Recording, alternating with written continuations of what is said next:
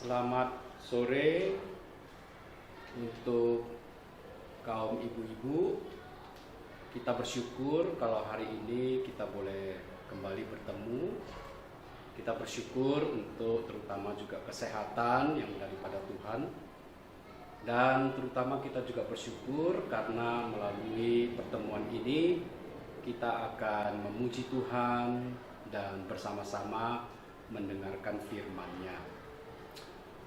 Harapan saya bahwa semua ibu-ibu dalam keadaan bukan saja sehat, tetapi senantiasa bersukacita. Karena sebagai anak-anak Tuhan, kita memiliki sukacita yang tidak dimiliki oleh dunia ini. Kita memiliki sukacita yang berasal dari Tuhan. Mari sebelum kita memuji Tuhan dan mendengarkan firman Tuhan, kita akan berdoa. Tuhan Yesus, berkatilah persekutuan ini. Berkatilah semua ibu-ibu yang menyaksikan dari rumah masing-masing. Terima kasih untuk kebersamaan ini, walaupun kami terpisah dari tempat, tetapi secara iman kami bersama-sama. Kiranya Tuhan memberkati pujian, memberkati firman, dan memberkati kebersamaan ini. Ajar kami senantiasa agar kami boleh memuliakan Tuhan, memuji Tuhan di atas segala sesuatu. Terima kasih Bapa Surgawi, kami berdoa menyerahkan di dalam nama Yesus Tuhan kami dan penebus kami. Amin. Kita akan bernyanyi, ya, saya akan membawakan sebuah pujian besar dan ajaib.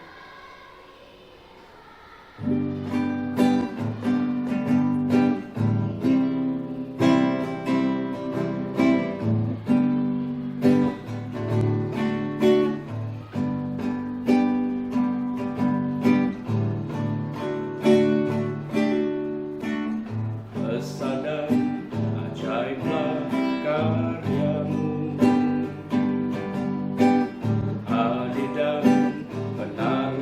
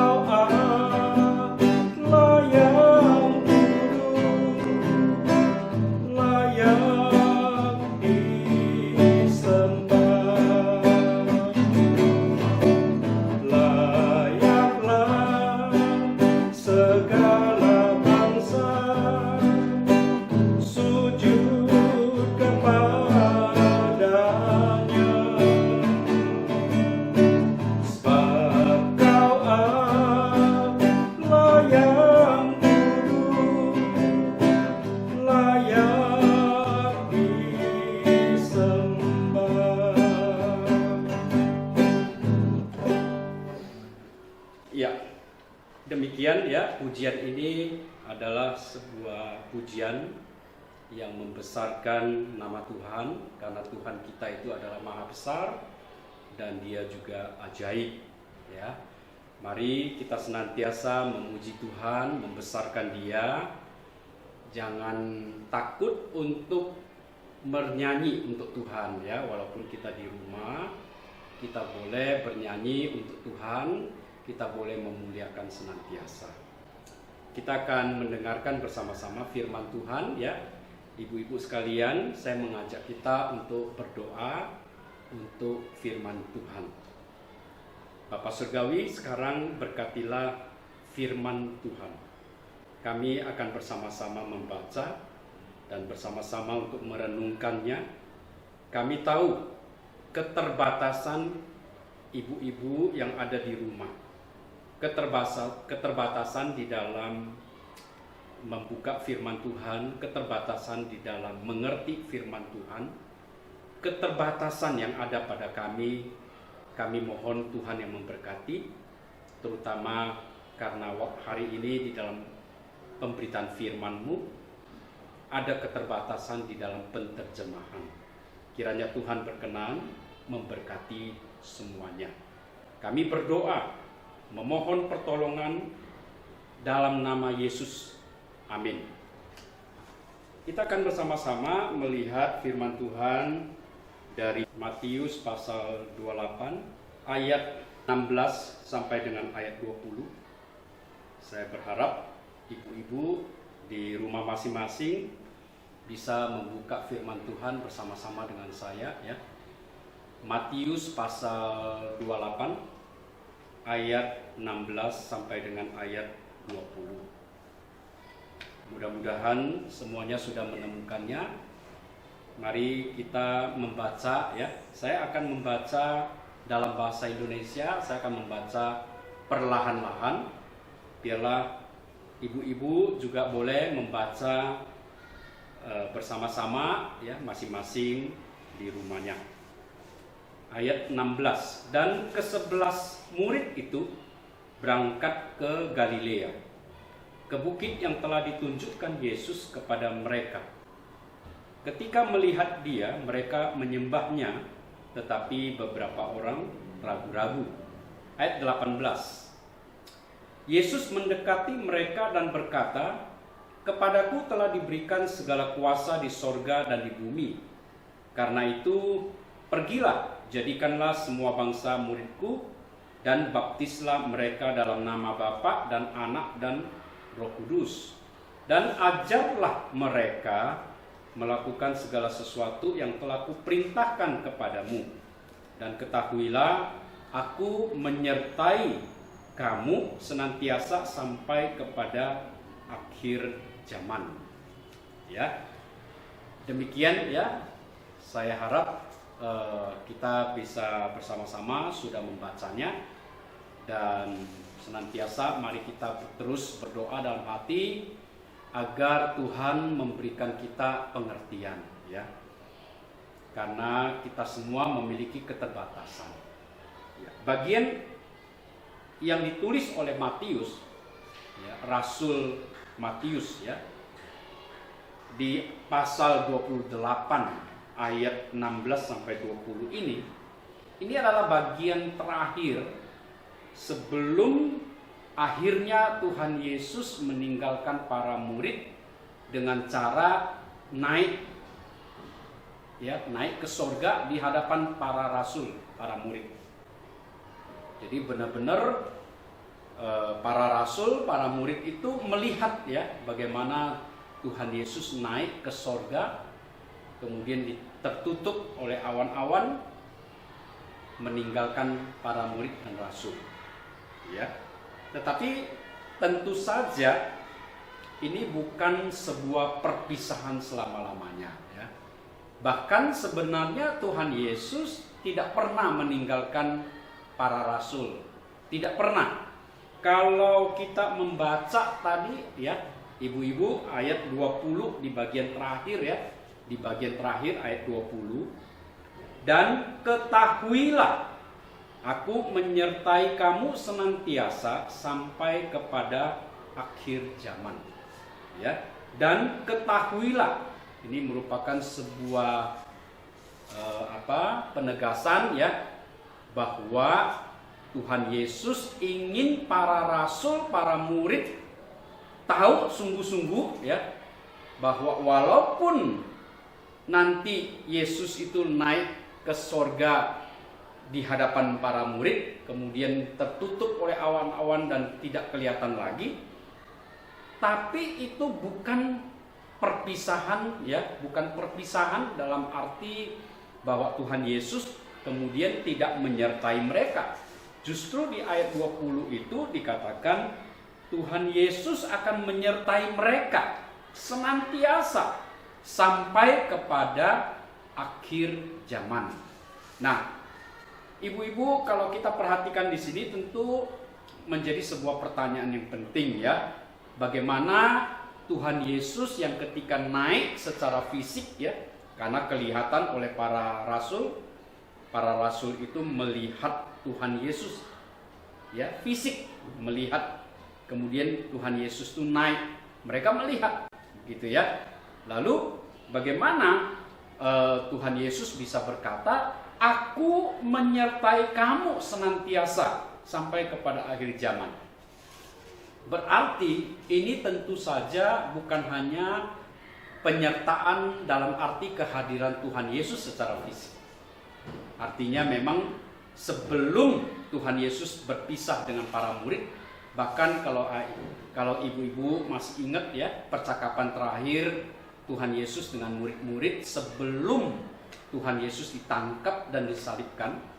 Di situ di Yohanes ya, pasal 15, pasal 16 ya, Tuhan Yesus ada menjanjikan Roh Kudus untuk menyertai para rasul, para murid, menyertai mereka ya. Bahkan Tuhan Yesus berkata, lebih baik aku pergi, lebih baik aku pergi supaya Roh Kudus itu datang, begitu ya. Ini tentu saja kita tidak boleh mengerti bagian ini seolah-olah lalu Tuhan Yesus pergi digantikan oleh Roh Kudus, berarti Tuhan Yesus sudah tidak ada di sini. Tidak, karena kalau kita ingat baik-baik ajaran Alkitab tentang Allah Tritunggal, ya, Allah Tritunggal ya, Allah dalam 3 pribadi, Bapa, Anak, Roh Kudus, ya, Bapa, Anak, Roh Kudus, Allah Tritunggal, yaitu Allah di dalam kesatuan yang tidak bisa terpisah. Ya, jadi tentu saja di mana Tuhan Yesus ada, sebenarnya di situ ada Bapa dan Roh Kudus. Di mana ada Bapa, di situ ada Tuhan Yesus dan Roh Kudus. Di mana ada Roh Kudus, di situ ada Bapa dan Yesus Kristus, begitu.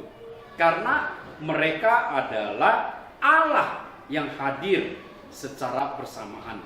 Karena mereka adalah Allah, begitu ya. Kita menyembah kepada Allah yang esa, tetapi dalam 3 pribadi, begitu. Jadi walaupun Tuhan Yesus sudah naik ke surga, yang kemudian dinyatakan dengan kehadiran Roh Kudus pada hari Pentakosta, ya, ini berarti penyertaan Allah kepada para rasul itu tetap ada, ya, itu tetap hadir, begitu. Allah tetap hadir menyertai para rasul. Jadi di ayat 20 bagian terakhir ini kita boleh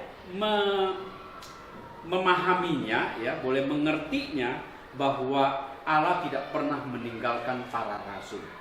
Demikian juga Allah tidak pernah meninggalkan kita. Nah, tetapi ketika kita berbicara soal penyertaan Allah kepada kita yang tidak pernah habis-habisnya, karena di sini dikatakan sampai kepada akhir zaman. Sampai kepada akhir zaman berarti sampai nanti Tuhan Yesus datang kembali. Jadi penyertaan Tuhan kepada para rasul dan juga kepada kita sebagai orang percaya, itu adalah penyertaan mulai dari saat Tuhan Yesus naik ke sorga dengan kemudian kehadiran Roh Kudus, itu sampai kepada Tuhan Yesus datang kembali kedua kali. Ya, ini merupakan sebuah penyertaan yang disebut di sini sebagai senantiasa, ya, terus menerus sampai akhir zaman. Ya, jadi walaupun, ya, ibu-ibu, walaupun kita tidak pernah melihat Tuhan, ya, tetapi di dalam iman kita percaya sesuai dengan ayat ini bahwa Allah menyertai kita. Ya, kita aminkan ya, karena berdasarkan firman Tuhan, Allah tidak pernah membiarkan para murid sendirian, karena sebelum Tuhan Yesus naik ke surga dan kemudian mengucapkan ayat-ayat yang ada di sini, ya, Tuhan Yesus mengatakan satu perintah, ya. Tuhan Yesus menyampaikan satu perintah. Tuhan Yesus mengatakan ada satu amanat agung. Tuhan Yesus menyampaikan, memberitahukan, ya, perintah, begitu ya, agar para murid melakukan perintah itu. Apa perintah itu? Perintah itu adalah amanat agung. Ya, amanat agung. Perintah apa itu amanat agung? Perintah memuridkan. Ya, memuridkan. Para rasul diperintahkan oleh Yesus untuk memuridkan. Ya, artinya kalau ada orang yang percaya kepada Yesus, ya, melalui pekerjaan pelayanan para rasul, ketika mereka nanti khotbah, ya, memberitakan Injil, di situ nanti akan muncul orang percaya. Nah, orang percaya ini diperintahkan oleh Tuhan Yesus agar dimuridkan. Itu ada di ayat 19. Ya, di situ dikatakan, karena itu pergilah. Karena itu pergilah. Ya, para rasul diminta untuk pergi, jadikanlah semua bangsa muridku dan baptislah mereka dalam nama Bapa dan Anak dan Roh Kudus. Ya, ini di ayat 19. Jadikanlah semua bangsa muridku dan baptislah mereka dalam nama Bapa dan Anak dan Roh Kudus. Puji Tuhan, hari ini ibu-ibu yang menyaksikan rekaman live streaming ini, ya, live streaming ini, Persekutuan Komisi Wanita Gereja Kristen Kalam Kudus Pematang Siantar, saya percaya ibu-ibu semua sudah dibaptis. Ya. Nah, kalau ditanya kenapa ibu-ibu dibaptis, tentu jawabannya adalah karena mengikuti perintah Tuhan. Karena kita mau mentaati perintah Tuhan. Perintah Tuhan apa? Karena di situ ada perkataan baptislah mereka dalam nama Bapa dan Anak dan Roh Kudus. Di sini Allah Tritunggal, ya, Allah Tritunggal, nama Allah Tritunggal muncul sebagai satu baptisan yang harus dilakukan untuk setiap orang yang percaya atau orang yang dimuridkan.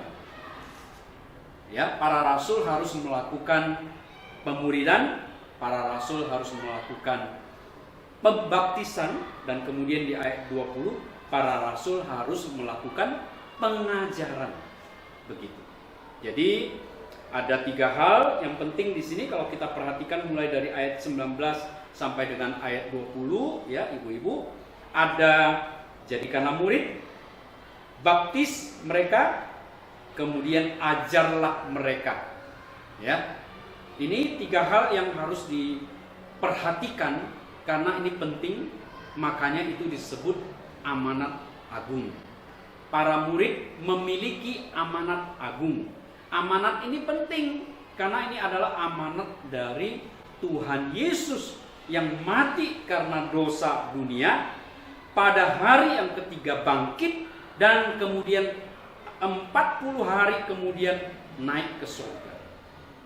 Jadi ini merupakan sebuah perintah yang disampaikan oleh Tuhan yang hidup, ya, karena Dia adalah Tuhan yang hidup. Dia bangkit dari kematian, maut tidak berkuasa atas dirinya. Nah, kebangkitan ini penting bagi kita, ya ibu-ibu, ya, karena kebangkitan ini menyatakan sebuah kemenangan kita, dan Tuhan ingin kemenangan ini dinyatakan ke seluruh dunia melalui cara pekabaran Injil, dan khususnya kalau di sini melalui cara amanat agung disampaikan, yaitu apa? Pemuridan. Ya, hari ini Komisi Wanita, ibu-ibu sekalian pasti sudah dibaptis, ya. Kemudian kalau ditanya kenapa dibaptis, karena taat. Kenapa dibaptis? Karena percaya Yesus. Kenapa dibaptis? Karena inilah sebuah amanat agung, ya. Tetapi tentu saja tidak berhenti di baptisan saja, ya ibu-ibu, bahwa ibu-ibu di dalam dibaptis itu memang sudah memenuhi perintah Tuhan, tetapi tidak cukup, ya. Tidak boleh berhenti hanya di baptisan. Hari ini gereja kita, ya, Gereja Kristen Kalang Kudus Pematang Siantar itu sedang sedang memperhatikan satu hal, ya, yaitu mau melakukan pemuridan sesuai dengan perintah Tuhan Yesus. Gereja kita, ya, gereja kita, ibu-ibu, gereja kita, ya. Dan ini sudah berlangsung hampir 4 tahun. Nanti di Agustus, ya, kita akan ada ulang tahun tanggal 21 Agustus. Jangan lupa, ya, untuk ibu-ibu yang bisa datang ke gereja jam 10 pagi, ya. Mari, ya, kita bersama-sama merayakan HUT yang ke-58, sekaligus kita mengingat karena gereja kita sudah 4 tahun melakukan pemuridan yang disebut dengan nama cross, ya. Cross itu bahasa Inggris, ya, artinya salib atau sesecah, ya, salib, ya, cross, begitu. Nah, kenapa kita melakukan pemuridan? Karena sekali lagi, karena perintah Yesus. Dan karena ini adalah perintah Yesus yang adalah penebus kita dan sekaligus Dia adalah Tuhan kita, maka perintah ini penting. Perintah ini sangat penting dan sangat-sangat harus segera dilakukan. Ya. Kita melakukan pemuridan ini sesuai dengan perintah Tuhan kita yang bangkit mengalahkan maut. Berarti ketika Tuhan kita memberikan perintah ini, Tuhan tahu perintah pemuridan ini penting. Nah, kita sebagai orang Kristen, sebagai orang yang percaya, sebagai orang yang sudah dibaptis, ya, kita harus juga menganggap pemuridan ini penting. Jangan sampai terjadi, ya, ibu-ibu, Tuhan melihat pemuridan ini penting, tetapi kita, ibu-ibu, tidak melihat itu penting. Tuhan bilang ini penting, kita juga harus ikut, ini penting, begitu. Ya, kalau kita bilang ini tidak penting, Tuhan bilang ini penting, berarti kita sudah tidak lagi sesuai dengan maunya Tuhan. Berarti kita mau jadi Tuhan dong, ya. Kita tidak mau, ya, tidak mau ikut yang menurut Tuhan. Tuhan bilang penting, kita bilang enggak, begitu. Berarti ini sudah tidak beres, ini tidak sesuai. Tuhan bilang ini penting, ini amanat agung. Ini adalah perintah sebelum Tuhan Yesus naik ke surga. Ya. Kalau kita melihat sekali lagi di ayat 16 sampai 20, perintah itu diberikan ya, setelah itu memang Tuhan Yesus berangkat naik ke surga. Memang di Matius 28 ini tidak dicatat tentang kenaikan Tuhan ke surga. Itu nanti dicatat di Lukas begitu ya. Tidak dicatat juga, Injil Yohanes juga tidak mencatat ya. Hanya di Lukas begitu ya. Kalau kita membaca umpamanya di Lukas pasal 24 ya. Ada tercatat di Lukas pasal 24 ayat 51. Ya, Ibu-ibu, Lukas pasal 24 ayat 51 saya bacakan ya, Ibu-ibu. Dan ketika ia, di sini ia itu adalah Yesus ya. Dan ketika ia sedang memberkati mereka, ia Yesus berpisah dari mereka dan terangkat ke sorga begitu. Ya. Yesus terangkat ke sorga. Saya bacakan sekali lagi untuk ibu-ibu sekalian.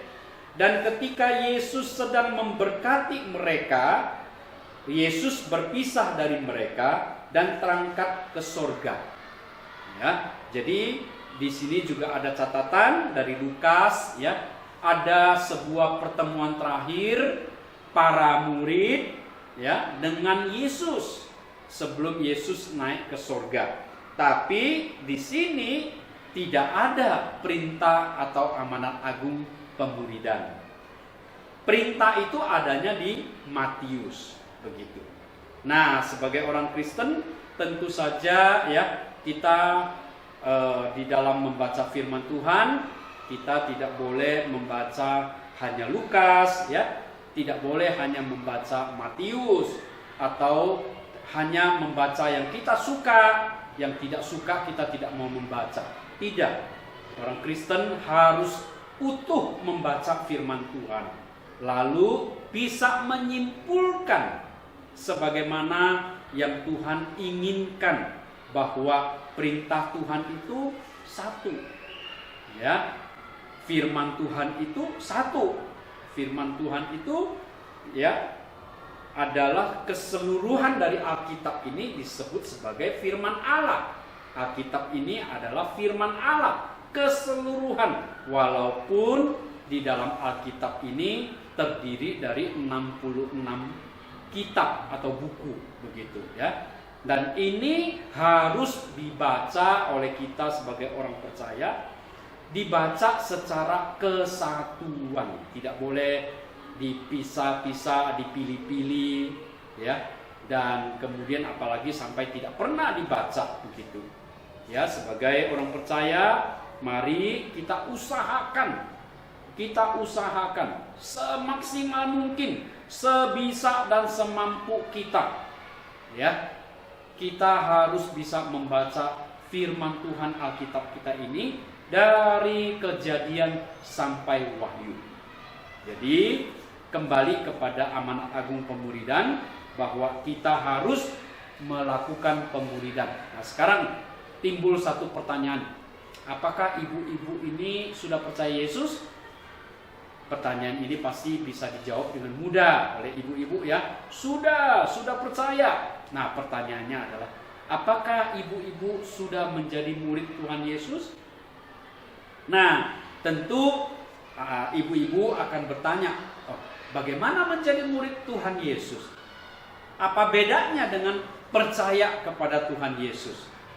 Ya, nah, salah satu ayat ya, ibu-ibu, saya akan membacakan dari Roma pasal 8. Ibu-ibu, Roma pasal 8 ya, coba kita buka bersama-sama ya.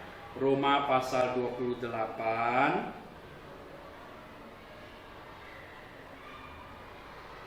ayat 29. Ayat 29.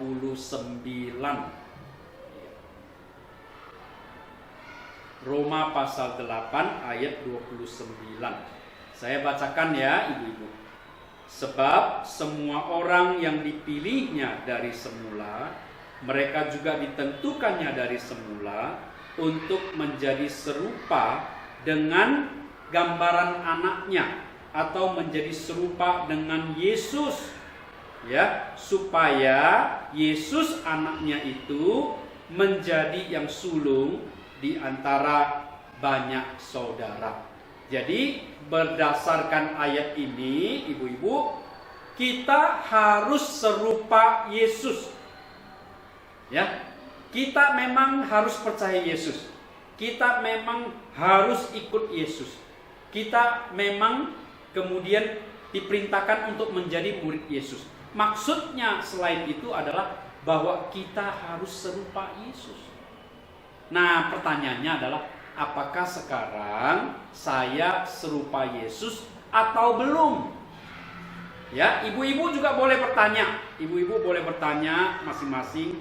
Saya sudah percaya Yesus? Sudah. Saya ikut Yesus? Sudah. Saya ada pergi ke gereja beribadah? Sudah. Walaupun sekarang belum bisa, begitu kan? Tapi pertanyaan yang satu lagi adalah, apakah sekarang saya serupa Yesus apa enggak? Saya sama enggak dengan Yesus? Tentu tidak sama, ya. Ini bukan berbicara soal saya sama dengan Yesus. Yesus adalah saya adalah Yesus. Itu sesat, bukan itu, ya. Saya serupa Yesus, tapi saya tidak sama dengan Yesus. Saya bukan Yesus, tetapi Tuhan memilih saya menjadi orang percaya supaya saya serupa Yesus. Nah, pertanyaannya adalah, dalam hal apa saya serupa Yesus? Nah, pertanyaan ini saya akan jawab nanti di khotbah berikut, ya, karena ini sudah cukup waktunya. Yang penting adalah hari ini ibu-ibu mari sepakat dengan saya. Mari sepakat dengan gereja. Mari sepakat dalam pemuridan. Ya, mari kita menjadi murid Kristus. Saya memang percaya Yesus. Kita semua memang percaya Yesus. Ibu-ibu memang percaya Yesus, tetapi belum tentu murid Yesus. Nah, apa artinya ini? Nanti sekali lagi saya akan menyampaikannya. Dan firman Tuhan ini biarlah mendorong kita semua, ya, untuk bersama-sama sepakat dimuridkan. Mari kita berdoa. Tuhan Yesus, kami mau dimuridkan. Kami mau mengikuti amanat agung. Kami mau serupa Yesus. Kiranya Tuhan menolong ibu-ibu di dalam memahami perintah ini di dalam bahasa Indonesia juga, dan terutama biarlah ada sukacita ketika kami boleh memahami firman Tuhan. Terpujilah Engkau ya Tuhan, kami bersyukur, berdoa dalam nama Tuhan Yesus. Amin. Shalom, ibu-ibu, sampai di sini pertemuan kita.